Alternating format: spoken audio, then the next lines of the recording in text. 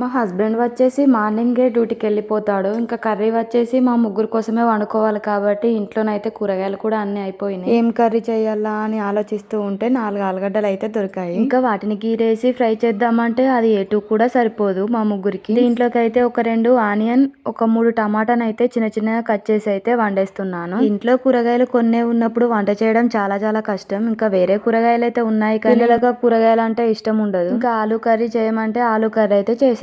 అదేనండి ఆలు టమాటా curry 2 mix చేసి అయితే చేసేసాను. ఈ ఆలు కర్రీ ఎలా చేసినా కూడా బాగుంటుంది టేస్ట్, చపాతీలోకైనా రైస్ లోకైనా. కొంతమంది ఏమో ఆలు కర్రీ తినద్దు మోకాల నొప్పులు వస్తాయి, అట్లా తినద్దు ఎక్కువ తినద్దు అని అంటారు కానీ వీక్లీ 2 టైమ్స్ 3 టైమ్స్ అయితే తింటాం మేము మా ఇంట్లో. కానీ కొంతమంది మాత్రం వీటిని అయితే మార్కెట్ లో ఒక 2 kgs 3 kgs 5 kgs 6 kgs అలా తీసుకెళ్తారు. మరి అంతలా తింటే ఏం కాదు అసలు వాళ్ళు. ఇది వచ్చేసి ఓన్లీ నా డౌట్ మాత్రమే. సర్లే కానీ నా కర్రీ అయితే రెడీ అయిపోయింది ఆలు కర్రీ. వీడియో నచ్చితే ఒక లైక్ ఇచ్చి సబ్స్క్రైబ్ చేసుకోవచ్చు కదా. సబ్స్క్రైబ్ చేసుకోవడం మర్చిపోకండి. బై బాయ్, నెక్స్ట్ వీడియోలో కలుద్దాం.